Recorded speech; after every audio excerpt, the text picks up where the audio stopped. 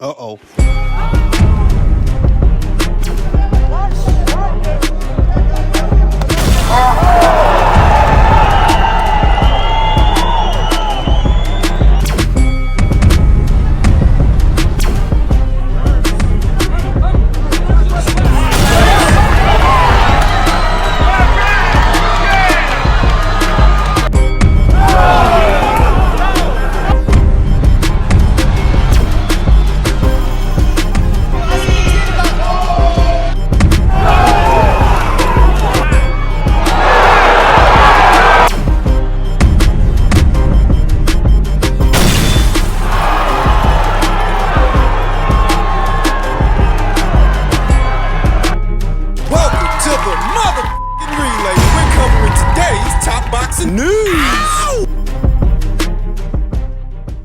Okay, we'll start with this. On the heels of her dominant points win over a then unbeaten Naomi Cardenas, Mizuki Hiruta is set to return to action before the year is out, according to Tom Loeffler of 360 Promotions, who said, WBO and Ring Magazine champion Mizuki Hiruta is getting some great recognition for her fifth world title defense. Look for her to be in the ring one more time. Sporting a professional record of 9 wins with no losses, no draws, 2 recorded knockouts. Don't let those 2 knockouts fool you. She actually punches a lot harder than her record suggests. It's a bit hard to tell based on what you see on paper, but I say it all the time. There is more to boxing than what you see on paper. How these girls react to Mizuki Hiruta's punches, her power. It's definitely mustard on that hot dog. This upcoming fight that Tom Loeffler's talking about is set to go down on the 21st of November against an opponent that has yet to be announced, and it will be Mizuki's 4th consecutive fight this calendar year, making up for lost time. Last year, she was only able to fight once, and that was all the way back there in January, whereas this year, she really hit the ground running. She's had 3 fights already, headed to a 4th. A byproduct of her ongoing partnership with Tom Loeffler and 360 Promotions that I said from the very beginning could be fruitful, because at minimum, 360 can keep her busy. They can get her fights. They do fights regularly on the West Coast. And we may not know who her next opponent is going to be, but we do know it's going to be a 360 Promotions show broadcasted on UFC Fight Pass. Now that immediately rules some opponents out. I don't think it's going to be a unification match with the likes of Jasmine Artiga, because if it were, that would sooner be an MVP show on DAZN than a 360 show on UFC Fight Pass. I don't think it's going to be a unification match with any of the other champions at the weight. I believe that her next opponent will be someone in the WBO's ranked standings. Ranked at number 1 is Liana Cruz, but I don't think it's going to be her because Liana Cruz is currently recovering from surgery. Now, it could be the number 2 ranked Gloria Gallardo of Mexico or the number 3 ranked Taylor Robertson of Australia. Ranked at number 4 is Adelaida Ruiz. Could be her. Could be. Ranked at number 5 is Carla Marino, but Mizuki Hiruta has already been there and done that with Carla Marino. She already beat her. Ranked at number 6 is France's own Lauren Brincaire. At number 7 is where it gets interesting. The United Kingdom's own Shannon Ryan is ranked at number 7, who is still promoted by Matchroom and is set to be facing Chloe Watson very soon. You figure that if Shannon wins that fight, she will make a considerable leap in the WBO's ranked standings and come that much closer to fighting for the WBO title. Ranked right behind Shannon is Puerto Rico's own Crystal Rosado, Amanda Serrano's young protege that is promoted by MVP. She's coming closer to challenging for an alphabet title as well. This proliferation of names characterizes what I say about the super flyweight division all the time. It may not get the same exposure as some other weight classes, but it's actually a lot deeper than, say, 130, 135, or 140. I mean, this is just the WBO's ranked standings. There are any number of great up-and-comers, great fighters in the super flyweight division. Now, thinking about Mizuki Hiruta's next fight, set to go down in November, as stated, I believe it could be either Gloria Gallardo, Taylor Robertson, or Adelaida Ruiz, who she ends up fighting next in defense of a WBO title. Looking at these ranks, there are a lot of talented fighters in it, but I would give Mizuki Hiruta very good odds to beat most, if not all of these fighters at this time. I feel like the biggest threats to Mizuki Hiruta in these current rank standings have to be Shannon Ryan and Crystal Rosado. I don't think they're ready yet. I don't think they're ready now for Mizuki. Yeah, Shannon and Crystal really are still developing as fighters. So in a short while, they could be ready. They're just not ready yet. Some very good fights lie ahead for Mizuki Hiruta with some very good fighters. We'll find out who she ends up fighting in November. Over to the men's super middleweight division, where Christian Mbilli says, "I'm ready to show the world how great I am," versus Lester, the molester, Martinez. Christian Mbilli is prepared to seize his breakthrough moment when he faces Lester Martinez on the undercard of Canelo versus Crawford. It's not an accident he landed on that undercard. It's by design. The fight with Lester very much is an audition. An advertisement for what could be a Canelo Alvarez fight. The world will be watching the action unfold on Netflix from the Allegiant Stadium in Las Vegas, and that's exactly what Mbilli, a French Cameroonian based in Canada, wants. I really appreciate that he took on this fight.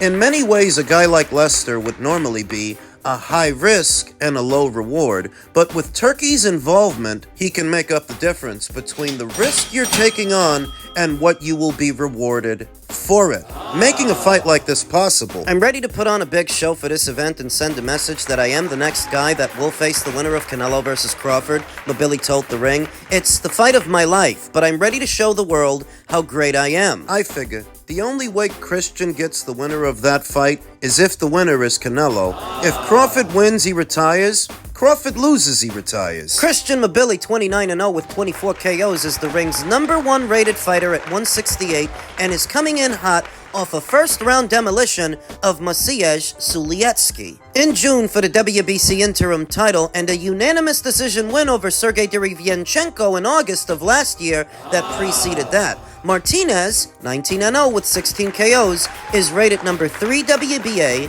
#7 WBC, and #15 IBF, and is coached by Crawford's trainer, Brian McIntyre. The 29-year-old from Guatemala must overcome a history of health problems that have forced him to abruptly pull out of 3 fights on short notice over the past year. I hope he doesn't have any health issues before we fight, said Mbilli. Martinez looks like a very strong guy. He can box, he can fight. His power and physicality impress me. He looks complete. It's going to be a big challenge for me, but we are putting in the right strategies to beat him. I am not taking this fight lightly. It's not easy, and he could be my hardest fight yet. He's coming to fight and coming to win, but I will be ready. Talk about strategy. I think Christian Mbilli is one of the more formidable super middleweights in the world right now. But when you talk about strategy, you're talking about a pressure fighter, folks, and pressure fighters don't change much from one fight to the next. The strategy for one fighter is usually the same strategy for another.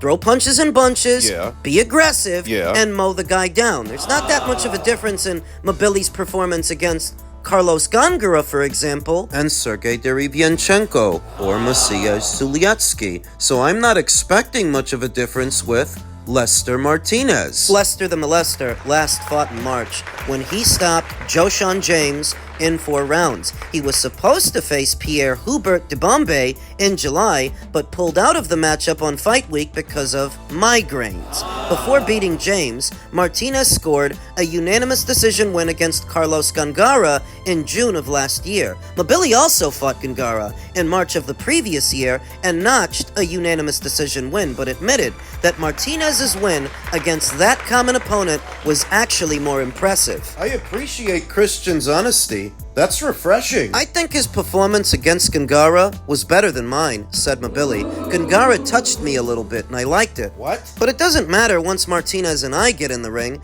I'm going to make him pay once he makes mistakes, which is true. What is? Even if Lester Martinez had a better performance against Carlos than Christian had against Carlos, triangle theories don't work. Just because you did better against the same guy that he fought doesn't mean you beat that guy. If you're gonna beat him, it's gotta be based on something else. Something like what? Styles. Styles make fights. Mbilli stated, I think his performance against Gongora was better than mine. Gongora touched me a little bit, but it doesn't matter. Once Martinez and I get in the ring, I'm going to make him pay once he makes mistakes. I have good power and good cardio, and I'm going to win this fight.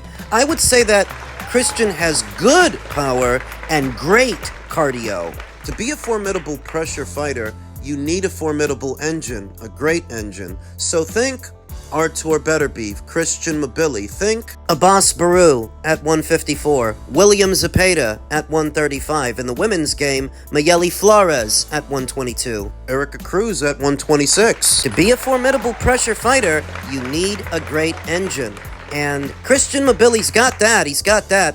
Both fighters are orthodox fighters. Lester and Christian. Both fighters have very strong corners. In Christian's corner, we have veteran trainer Mark Ramsey, who has trained some of the more formidable Canadian-based fighters in the sport. You're talking about Artur Beterbiev. Former champion Jean Pascal, former champion Eleider Alvarez, David Lemieux, and of course Christian Mbilli.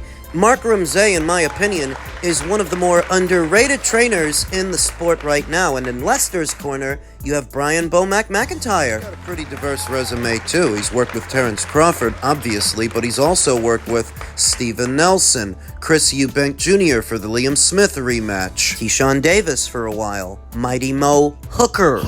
Got very strong corners, the both of them, Christian and Lester. Tail of the tape, Lester is a few inches taller than Christian. He's 5'11", whereas Christian comes in at 5'8". In terms of wingspan, they're about even. 72-inch reach. Well, Lester's what I imagine Kaiser Soze would look like if he were a boxer. At least in that picture. Stylistically, I'm leaning a little bit towards Lester, more than Christian, because I don't expect to see a different Christian Mbilli. Pressure fighters really don't change much from one fight to the next. Both guys can punch. Both guys have power. Knockout ratios in the 80s. Christian's got an 83% knockout percentage. Lester's got an 84% knockout percentage. Quality of competition, it's not that different between them. And what is an excellent fight that I don't think is likely to go the distance. At minimum, I think somebody's going to get taken out here. And I actually saw people complaining about the undercard for Canelo versus Crawford, saying it was underwhelming. Yeah, maybe if you don't know the fighters and you don't know what the hell you're talking about. Yeah, then maybe. But just based on styles,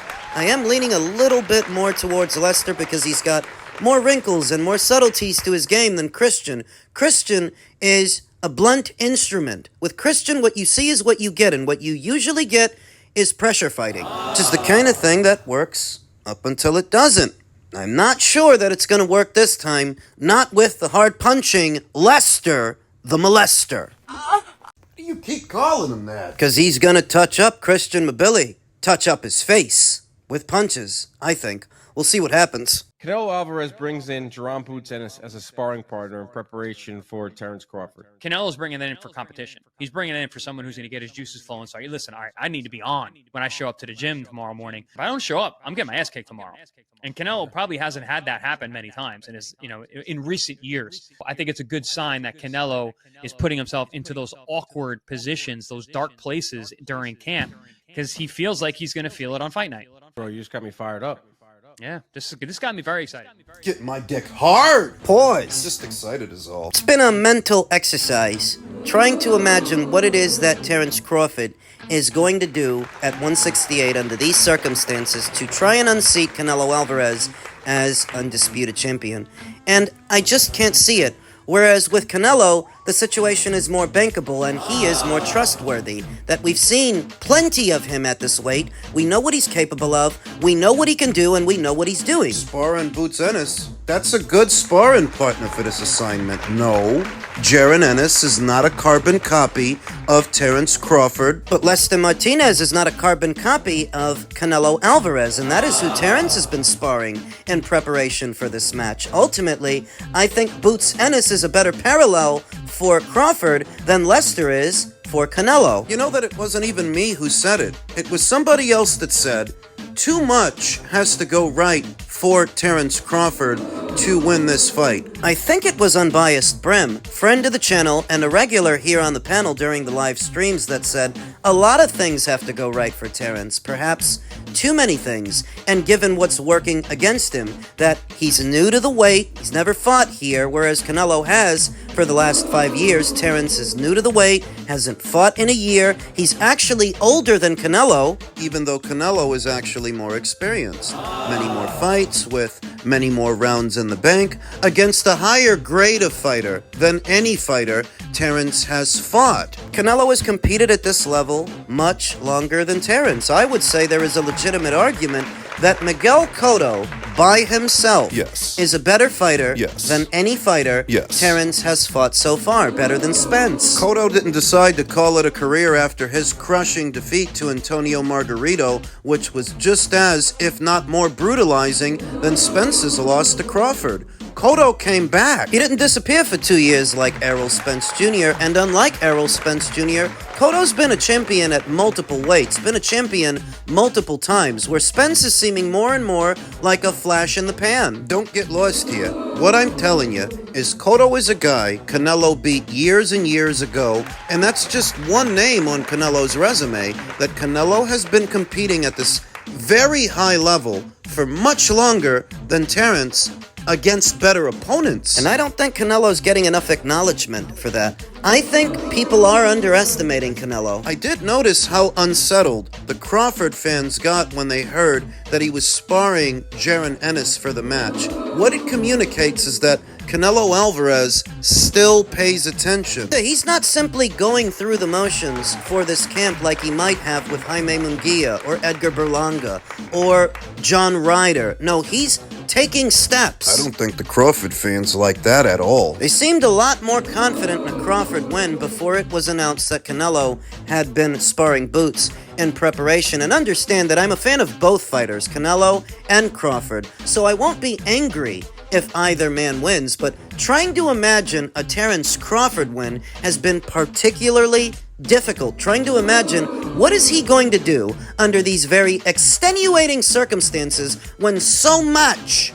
is working against him, his own age. Even the very best version of Terence Crawford I've ever seen, which was some years ago, still gets hit here and there, still gets touched. And if Canelo touches you... I had one guy tell me that all Crawford has to do is follow Floyd Mayweather's blueprint, as if Terence Crawford is Floyd Mayweather, or as if those two fighters fight anything alike, when they don't. I feel like a lot of people are underestimating Canelo. That is a gross oversimplification that suggests the Canelo here before us is the same young guy, the same 23-year-old he was over a decade ago. He's not. And that also suggests that Terence Crawford and Floyd Mayweather fight anything alike when they don't. They're both great fighters, on that we can agree, but Terence is hardly a carbon copy of Floyd. So just on that predication and struggling to imagine, how can Terence win this fight? Going with Canelo. I gotta say, I'm going with Canelo. Logic dictates that Canelo should win. It's just a question of how he wins. Does he stop Terence Crawford? Or does he eke out a decision? But logic dictates that Canelo should win. A Terence Crawford win would have to defy logic. Conventional wisdom. And there are rare moments when that happens, but I wouldn't bank on this being one of them.